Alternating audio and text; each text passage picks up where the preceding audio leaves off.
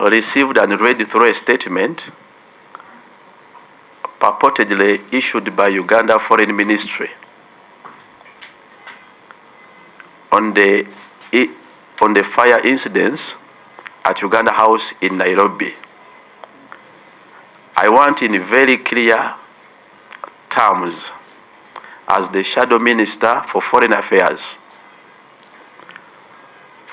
to take exception, and I do take exception, and reject the hurried statement on the fire at Uganda House in Nairobi as issued by Uganda's Foreign Ministry, attributing the incident to what they called peaceful Kenyan protesters taking path of destruction of property, including Uganda House building in Nairobi.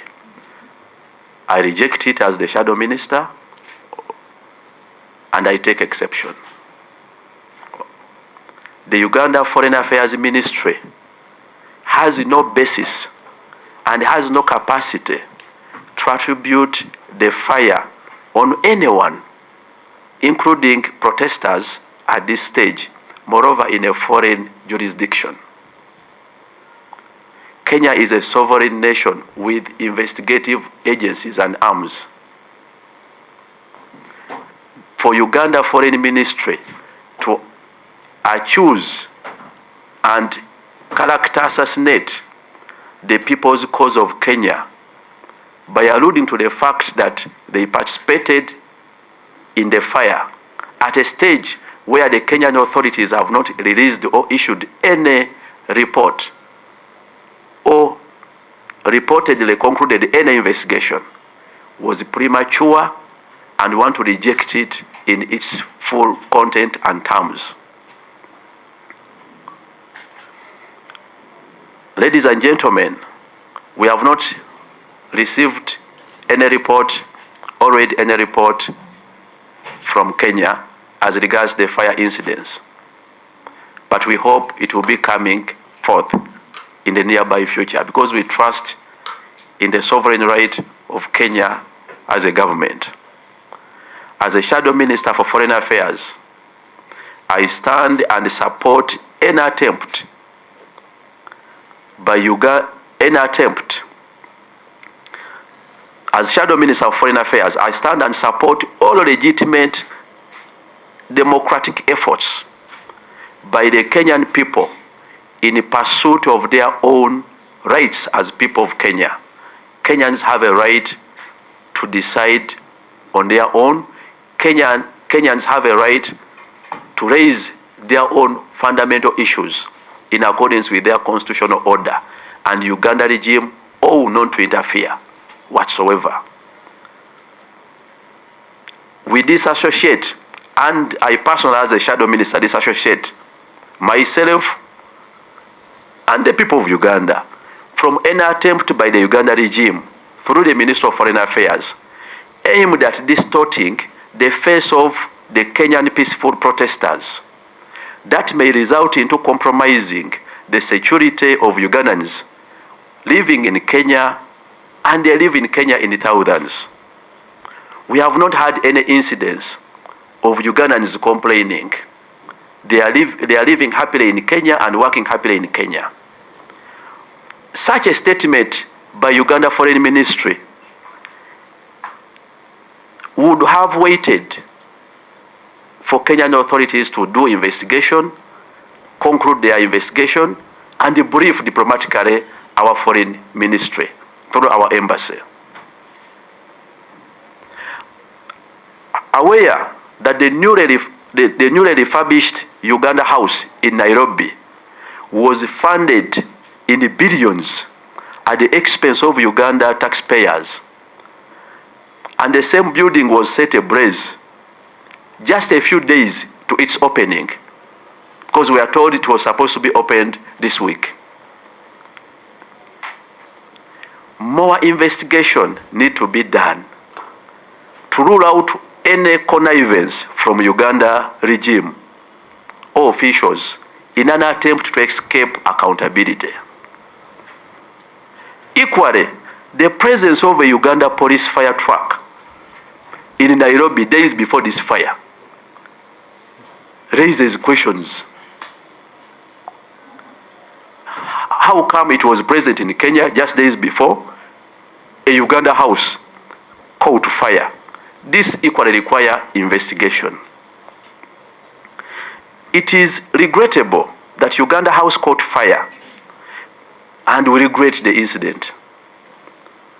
But at this stage, we only call for investigation on the matter, but not rushing to cast blame on any Kenyan peaceful protester. We urge the Uganda government to avoid appearing to interfere with the domestic affairs of Kenya. Media reports on protesters in Kenya showed videos of Kenyans surrounding a Ugandan police vehicle, and this could be interpreted as the presence of Uganda troops in Kenya. We believe a more and detailed diplomatic explanation must be offered to the people of Kenya, and an accountability offered to the people of Uganda. We want to end at that for now as investigations continue. I thank you. Basebo ne banyabo bannamawulire, njagala okwogera ensonga zino ku muliro ogwogerwako nti ekizimbe kya Uganda House e Kenya mu Nairobi kyakutte omuliro ng'ennaku z'omwezi 25 omwezi ogw'omukaaga omwaka 2024. Nsomye ekiwandiiko kya Ministry eya Foreign Affairs ekibadde kigezaako okutegeeza nti omuliro ogwakutte ekizimbe gwavudde ku bo kye bayise nti abeekalakaasi mu Kenya ab'emirembe nti bavudde ku mirembe ne boononeramu n'ebintu. Ekyo kibadde ekiwandiiko kya Ministry ya Foreign Affairs nti bye bayonoonye mulimu ne Uganda House ey'e Nairobi. Ekyo tukakasa nti Ministry ya Foreign Affairs ne Government ya Uganda ku ssaawa eno eddakiika eno teyina busobozi wadde buvunaanyizibwa okwefuula n'okweteeka mbigere bya gavumenti ya Kenya yo neetandika okutulaga nti omuliro bano be bayokyezza oba omuliro gwavudde ku kino oba kiri. Kenya ggwanga eryetengeredde era erina obwetwaze bwayo, erina obusobozi n'ebitongole ebinoonyereza, era we binoonyereza bikola report. Mu nkola ey'enkolagana y'amawanga n'amawanga, eggwanga we limala okukola report eyo gye baweereza gavumenti ekwatibwako bwebanga kyetaagisizza, era ne report eneva mu kunoonyereza kwa gavumenti ya Kenya n'ebitongole byayo binoonyereza gye tusuubira gye bajja okushyalingako ne gavumenti ya Uganda etannabaawo eddakiika eno. Tulowooza nti Ministry ya Foreign Affairs yapapye era yakikoze mbukyamu okugezaako okwefuula abanoonyereza n'okusalira omusango omuntu yenna naddala okuguteeka ku bannakenya abavaayo okulaga obutali bumativu bwabwe ku nguudo za Kenya. Kye tukakasa nti bannakenya baalangira okwekalakasa kwabwe okw'emirembe era tewannabaawo ayogerwako nti yakwatibwako oba yalabiddwako n'ekisi kyonna, at least mu media.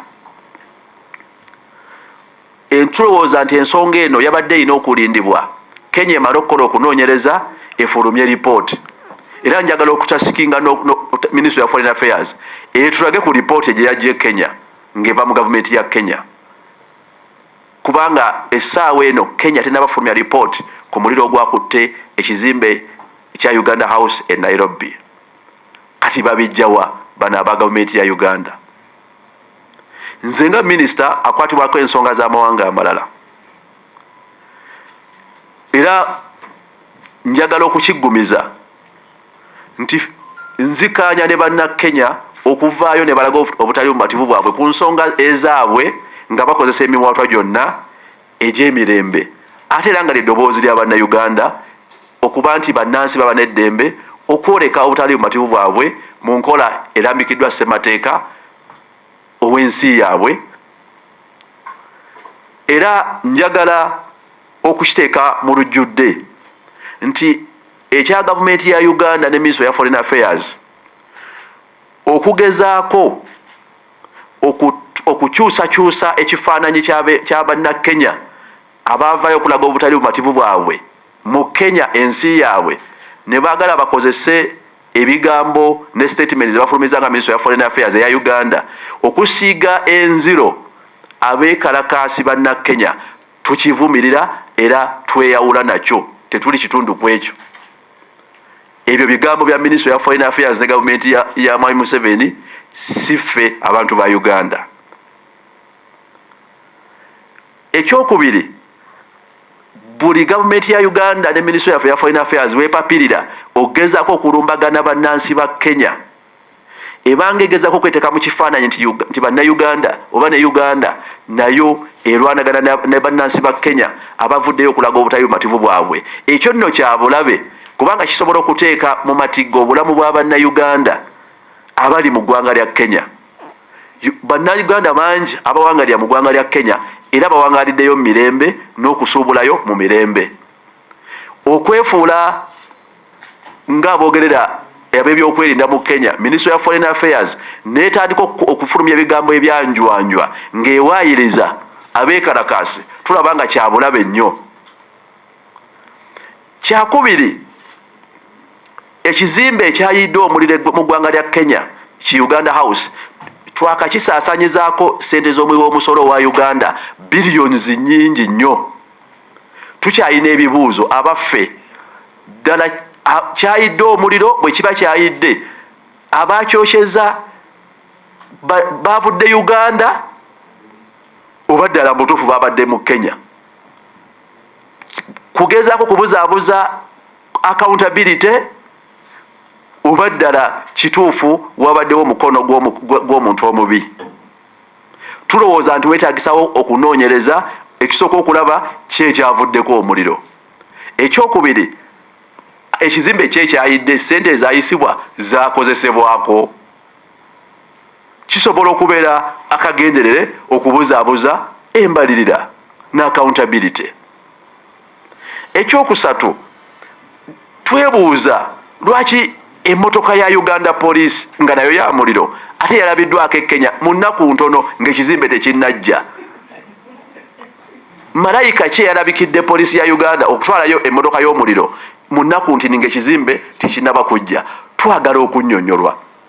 Ate tulowooza nti ne Bannakenya kubanga baalabiddwako nga beetoolodde emmotoka ya Uganda Police nga wakati wa protest mu Kenya, tulowooza nti kyetaagisa bunnambiro kye twandibadde tusuubira Ministry of Foreign Affairs kunnyonnyola Bannakenya ne Bannayuganda.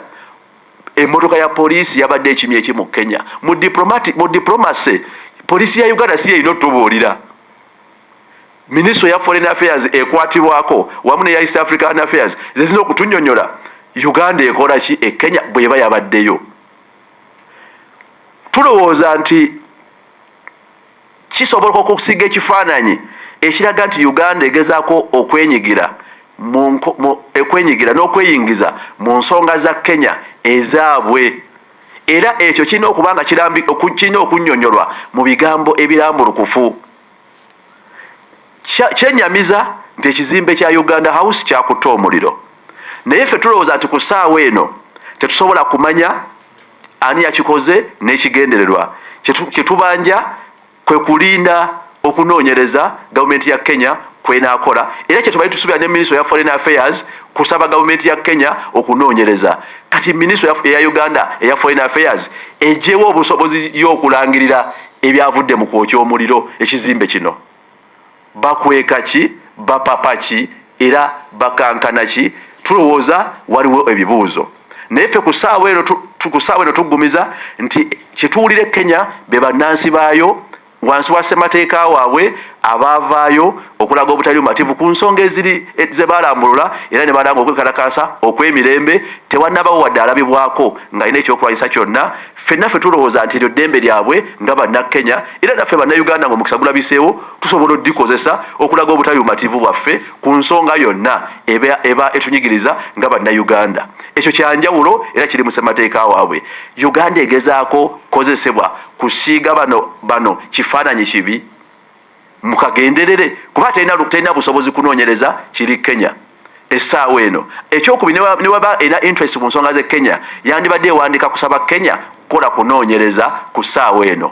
Tulinda report eneeva mu kunoonyereza okwo, twagala okugaana byonna ebifulumizibwa mu statement eya ministry eya foreign affairs na bino bye banayogera mu kwekaza ne okudimandinga one twagala tulinda okunoonyereza bye binaavaamu tunabikomentingako ku ssaawa ya byentuufu. Ekyokubiri bannayuganda tebalina lutalo lwonna n'abantu ba Kenya, era twagala ebigambo ebikozesebwa gavumenti ya Uganda bireme kukozesebwa bubi okuviirako obulabe eri bannayuganda abangi abawangalira e Kenya n'abasuubuzi abangi abayisa ebyamaguzi byabwe e Kenya. Tewannabaawo byamaguzi bya Uganda wadde twaka yonna bannakenya gye bawakanya, wabula bo kasawalabye ekimotoka nga kya poliisi ya Uganda kyokka kye beetoolodde. Tulowooza nti bannakenya baba ne right okudemandinga Uganda mutunnyonnyole emmotoka yammwe yakimye eki. Beewaza okunnyonnyola ebyo bazze mu kufulumya ebiwandiiko bya njwanjwa, tujja basomesa diplomacy mpola mpola. Mu Uganda empya buli munnayuganda ajja kwesiima mu Uganda ne buli w'eggwanga. Mwebale nnyo. To extend my sympathies to families of those who lost their lives in Nairobi and many other parts of the Republic of Kenya. We want to regret the incidences which happened, especially affecting the Uganda House, the newly constructed Uganda House on Kenyatta Avenue. Whereas we acknowledge the right to demonstrate peacefully, we condemn the destruction of property and killing of innocent civilians. It is a democratic right of every citizen of a democratic society to demonstrate, because demonstration means you want to be heard, especially where you have dissatisfaction. But it's also in order to note that you demonstrate peacefully while respecting the peace of others, property and life, most importantly.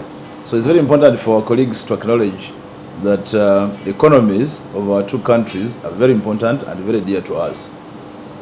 Yes, yesterday we were told that the demonstration which began peacefully later on turned violent and property was destroyed across the country, Republic of Kenya. A number of properties were destroyed, but most notably, and to us, the Uganda House on Kenyatta Avenue, which was newly rehabilitated, was both destroyed and torched. We would like to thank the government of Kenya and the Metropolitan Police of Nairobi for the quick response in putting out the fire. Although we are told later on again the fire erupted after the police had left. We are yet to come up with the full-scale assessment of the extent of damage. We cannot really tell right for now, neither can we speculate. But when finally CAM returns to Nairobi and our engineers get in there to do an assessment, we shall be telling the country how much damage has been occasioned on our building.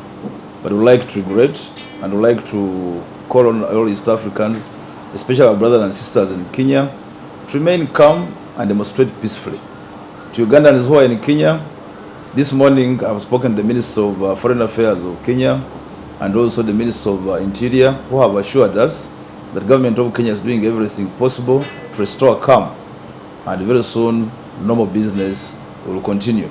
So I'd like to appeal to Ugandans, traders, business people, our staff of the mission of the High Commission in Nairobi, the many students, and all Ugandans across the Republic of Kenya to remain calm and have full confidence in the government of the Republic of Kenya that calm will soon be restored and normal business will proceed. I would also like to emphasize that our relationship between the government of Uganda and the government of Kenya remains steadfast, remains cordial. We in no way associate the damage and burning of our property, the Uganda House, to government of Kenya. This was a result of a few errant demonstrators who chose on their own volition to attack our building, just like they attacked many other buildings. So it's not true that Uganda House was particularly targeted. I know there are a number of properties which were destroyed in Kenya out of the demonstrations that happened across the country. Yes, so Honorable Minister, we saw you. During the renovation, we had variations, which I cannot really pick off cuff, but we'll be telling you. In respect of who is concerned, you know, most of the buildings or assets of government of Uganda belong to government of Uganda through our mission are insured. So on who will be responsible, you know, even when you have insured property, there's an assessment which is done. So the details about how there is going to be repaired or renovated, we await the report of the engineers and also the report of police, and we will be telling you on exactly how it proceeds. Are there plans to repatriate Ugandans who will be trapped?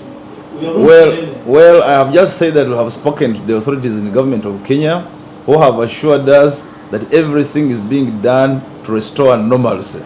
If there was any hope of escalation of violence, we would have issued an advisory. My appeal is that everybody should remain calm. All is being done, and we have full confidence in the government of Kenya to restore normalcy. In a few hours from now, trade will resume, normal life will commence. So there's no need for stampede. Ugandans who are in trade, who are in transit, the students should stay put.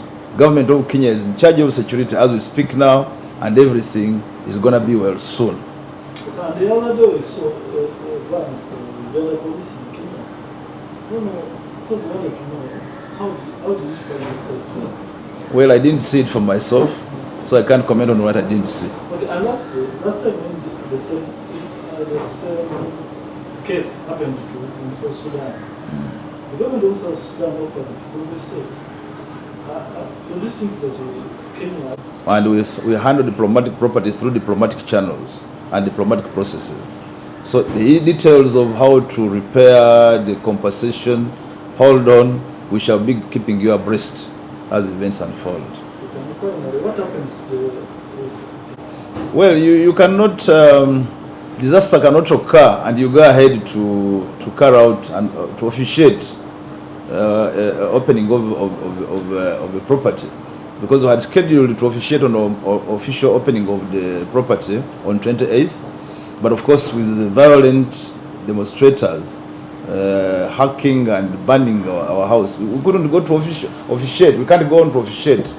The period between now and 28th is so close that we shall not have restored the building to its original state. So we will be assessing the extent of damage, and man available, we shall be embarking on repairs, and then we shall come up with another date of official opening of the same building. And finally, Minister, yesterday we experienced almost a shutdown of internet today, and was it connected? Does it have any connection to what happened in Kenya? Well, I'm not an expert of ICT, neither am I the Minister of ICT, so I really don't know. Yes, Honorable. Are there diplomatic plans to reinforce Kenya in terms of security at the border? No, Uganda cannot take charge of security of Kenya. Uganda shall only take charge of security of Uganda. So no, we can't reinforce because Kenya is in full charge of their security. And in any case, there's nothing which has gone out of hand. This was a spontaneous situation which we believe and we have observed as we speak now. Government of Kenya has gained control of the situation and security is back to normal. There are a few pockets which are still being handled here and there, but we would like everybody to have confidence that business will go back to normal in a short while. Lastly, for me, Honorable Minister, is the embassy accessible to Ugandans? Because we have Ugandans in Kenya. Where can they get rescue if at all the situation worsens? Where can they get the rescue? Is the embassy accessible or not? The Ugandan High Commission is functional and open as I speak now. I have just been corresponding with our High Commission staff in our High Commission in Kenya. The building that was torched and partly damaged is not the High Commission building. It's not the one which houses the High Commission. This is the commercial property of the Ugandan mission in Nairobi. So Ugandans should rest assured, should be assured that where you have been going for services of the embassy is where you should continue to go, because the embassy is still open even as I speak now. So there is nothing which has affected the normal working of the embassy or the High Commission of Uganda. The Uganda House on Kenyatta Avenue is a commercial arm of the High Commission of Uganda in Kenya. So there is nothing which has brought about halting of services whatsoever.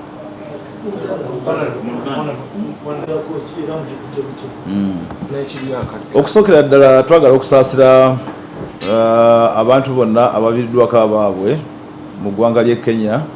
Tusaasira abo bonna bonna abaviiriddwako ebyabwe naddala ebyamaguzi. Tukkiriza nti no ddembe lya bwebange ya demokolasiya, omuntu yenna okwekalakaasa, naye ate alina okwekalakaasa mu mirembe. Ayekalakaasa nayonoona ebintu ekivaamu n'abantu okukisuliramu akaba kyakabenje nnyo, si kirungi. Ffe nga Uganda tumanyi nti nno Kenya yankizo nnyo gye tuli, ate ne Uganda yankizo nnyo mu ggwanga ly'e Kenya mu by'obusuubuzi. Ffenna ffenna tumanyi nti nno mu by'obusuubuzi byaffe Kenya yeesokera ddala nga munnaffe mu busuubuzi, ate naffe mu Uganda ffe namba emu mu by'obusuubuzi n'ab'e Kenya. So n'olwekyo ekibeerawo kyonna ekitabangula eby'obusuubuzi n'ebyobulamu kitukwatako ffembi. So si kirungi n'akamu. Okusinga ennyo twawulidde twalabye obulumbaganyo obwakolebwa ku nyumba yaffe ya Uganda gye bayita Uganda House, ennyumba ya mission yaffe eya Kenya. Abantu abatali bamu balamanyibwa bagirumbye ne bamenya wansi omwaliro gwa wansi, ne babba ebintu by'amaduka kubapangisa, ate ne bagiteekera omuliro. Twagala okwebaza gavumenti y'e Kenya naddala poliisi y'e Nairobi eyayanguya amangu n'embiro n'ezikiza omuliro ogwo. Naye twawulidde nti nno oluvannyuma lw'oguzikiza ku ssaawa ng'emu n'ekitundu, ate ku ssaawa 3 wabaddewo abadde bakubba amadinisa, poliisi nejja nesulawo kikanisita, ate omuliro ne gutandikira awo. Situbategedde omuliro gwavudde ku kanisita oba gwavudde munda, naye era oluvannyuma bagize ne baguzikiza nagwo ne gukoma. Ennyumba yayonoonebwa, giraasi zaakubiddwa, enzigi zamenyebwa. Sisobola kubagamba kwenkana ki obwonoonefu oba okugyonoona gye kuli. Tusuubira eddako mu budde bwa leero kasaba natukakasa nti embeereze mu nteeko, abanjiniya baffe bajja kugenda babalirire, bakole okubalirira okwa obwonoonefu obuli ku nyumba eyo, then batubuulire. Twadde tulina okugigulawo ennyumba eyo mu butongole ku Lwokutaano, naye of course ebyabaddewo twadizza, tetugenda kugigulawo ku Lwokutaano kubanga ekintu kyogenda okugulawo ku Lwokutaano kyayokebwa, kyakubiddwa. So bwe tunamala okubalirira, tunafuna okubalirira okusinziira ku ngeri gye bagyonoonyeemu, tujja kuddamu amangu n'embiro tugirongoose, ate tekewo olunaku lulala okugigulawo mu butongole. Tusaasira nnyo abapangisa baffe abayonoonebwa ebintu byabwe, abamaduuka abadde bapangisa ku mwaliro ogusooka, n'abapangisa abalala batataganyizibwa. Naye tusaba Bannayuganda bonna bonna abali e Kenya, abasuubuzi, abaana b'amasomero, abatambuze, nti okuyimiriza ssaawa zino enkola y'emirimu nga bulijjo kya bugunjufu okwetegereza embeera emale kudda mu nteeko. Twogeddeko ne gavumenti y'e Kenya ab'ebyobuyinza, minisita w'ensonga z'ewabweru n'atukakasa nti no kyonna kyonna kikolebwa kigenda mu maaso okulaba nti n'embeera edda mu nteeko, era naffe nga gavumenti ya Uganda tulina obukakafu nti n'embeera ejja kudda mu nteeko, emirimu gisobole okuddamu okukakalabizibwa nga bulijjo.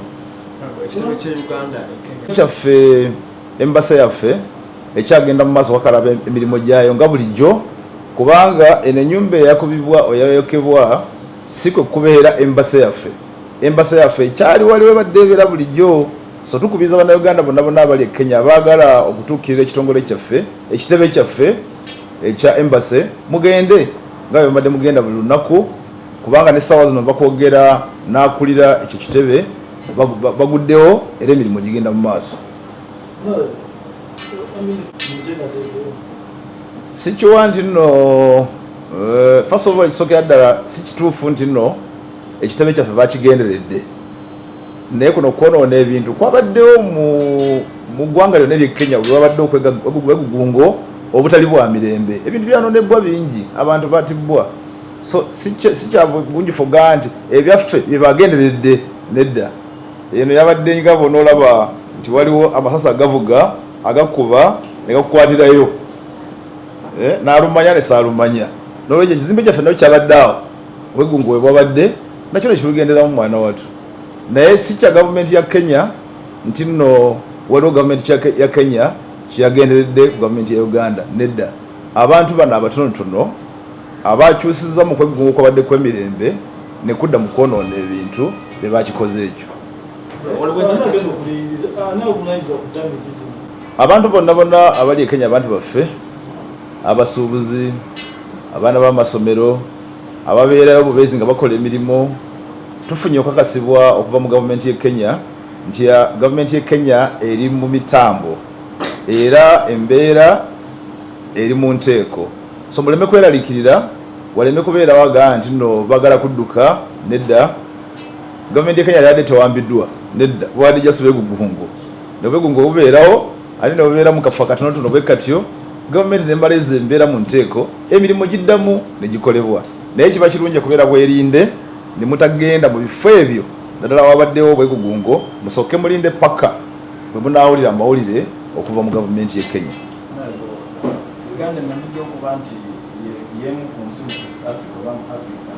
Okuddukirira kujja nga waliwo ekiguddewo ekisukkiridde ng'olutalo, naye si kiwande Kenya waliyo olutalo. So embeera teyeetaagisa kuddukirira, nedda se. That when you demonstrate violently and cause damage to any property, road that belongs to government or where government is responsible, you will, in order to restore the infrastructure or any property that will be damaged. Therefore, government has no way to get money apart from getting it through taxes and from wananchi. So I want to implore you to advise our wananchi appropriately, to respect the law, but also to observe that when you cause damage to any infrastructure, you are causing damage to your pocket. You are causing damage to your economy. Whose economy you are the biggest contributor through taxation to restore. That's number one. Number two, I would like to appeal to you to tell Ugandans out there to respect the media, not to abuse media. I know there are so many Ugandans who are speculating out there as though they were in Nairobi yesterday and as if they are there today. We are getting news from the correspondents who are on the ground telling us that the situation has come back to normal.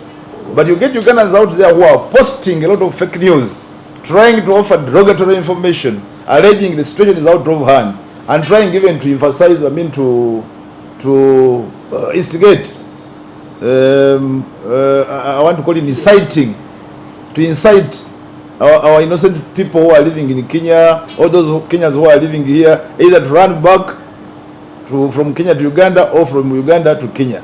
So please go and tell the people what I have told you here, that we have so far shared with the government of Kenya, the security of Kenya. Everything is back to normal.